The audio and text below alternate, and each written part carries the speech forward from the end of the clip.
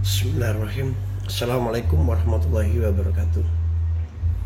Ilayanta maksuti warito kabar. Suatu saat saya itu pernah ada seseorang yang nasihati temannya. Saya katakan dan saya menilai orang itu sayang, tapi ketika dinasihati ini agaknya yang dinasihati salah tompo. Dan saya tahu dia teman akrab dan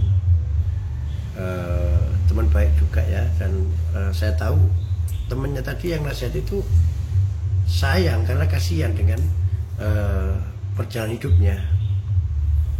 Dan ketika itu dinasihati, kamu itu berhentilah, ekonomimu itu bagus, kamu gak kuat derajat, mau gawe mendem, mau gawe teler kok gawe maksiat. Itu nasihat yang bagus, luar biasa. Teman yang mau nasihatin kayak begitu luar biasa. Akan tetapi jawabannya yang di nasihati itu ngagetkan saya yang juga mendengar di sebelahnya. Dia bilang baik buruk itu semua yang ngatur adalah Allah, dan itu sudah ditakdir atau digendaki oleh Allah. Itu kaget saya.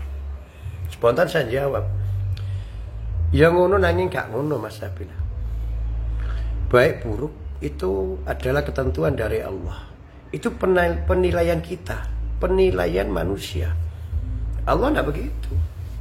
Karena Allah menciptakan manusia, dikasih tugas, yaitu untuk ibadah. Satu-satunya tugas dari Allah untuk ibadah, dan diberi jabatan di dunia ini sebagai khalifah. Tentunya antara ibadah dan khalifah ini kan identik dengan suatu pengabdian dan merawat dan memberikan suatu kemaslahatan, artinya yang baik-baik. Allah tidak pernah kasih tugas jelek. Orang jahat kalau bilang takdirku sudah begini, Allah tidak pernah menakdirkan orang itu jahat. Penilaian kita saja. Begitu sayang Allah kepada kita. Kadang-kadang penilaian kita yang amburadul. Kita kasih contoh.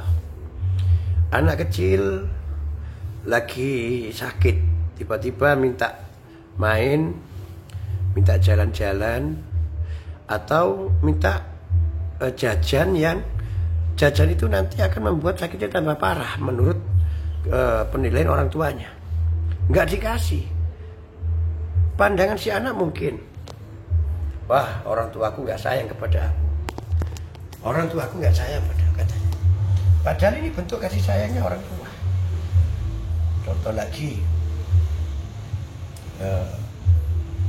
anak itu dipukul sama orang tua karena melakukan suatu kesalahan yang fatal. Dianggap orang Allah ini jahat, sehingga mukul anaknya. Padahal itu penilaiannya anak saja kepada orang fatal. Ini bentuk kasih sayang.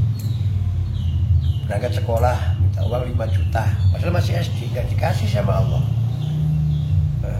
Dibilang orang tuanya medit, padahal enggak, orang tuanya sayang. Kalau dikasih uang 5 juta ini nggak nyampe sekolahan, bisa main, bisa dijahati sama orang, dirampok, ditodong, dibegal, atau masih kecil. Penilaian kita ya termasuk dengan manusia yang menilai semua takdir, terutama ini takdir jelek ya dari Allah, itu salah. Ini menurut saya.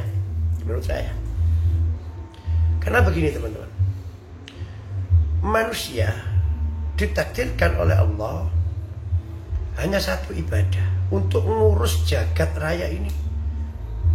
Dari inilah kita akan mendapatkan pundi-pundi nilai-nilai ibadah.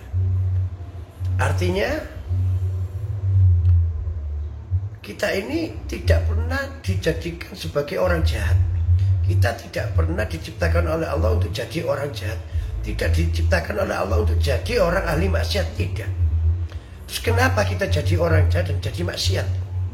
Satu hal, manusia, roh kita dikubur dalam hidup, dalam jasad ini disertai dengan 4 nafsu untuk menemani kita, membantu kita untuk melaksanakan tugas yang diberikan oleh Allah tadi, yaitu ibadah.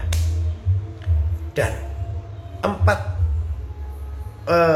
pembantu ini yang berupa nafsu, amarah, lawamah, sufiyah, dan mutmainnah, ini harus sering-sering kita dampingi, kita arahkan, kita tarik ulur kemauan-kemauan mereka.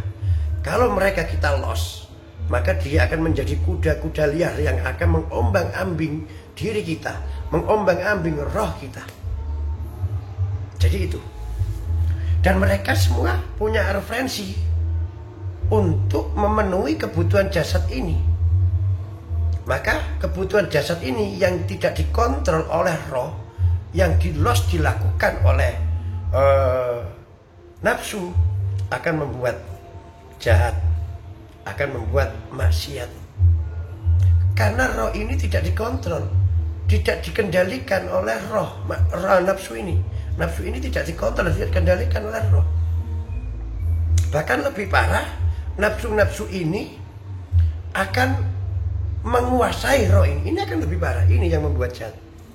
Jadi ketika kalian berbuat jahat, ketika kalian berbuat maksiat, itu merupakan seruan-seruan dari nafsu ini yang seharusnya roh bisa mengendalikan. Nah, kenapa roh nggak bisa mengendalikan?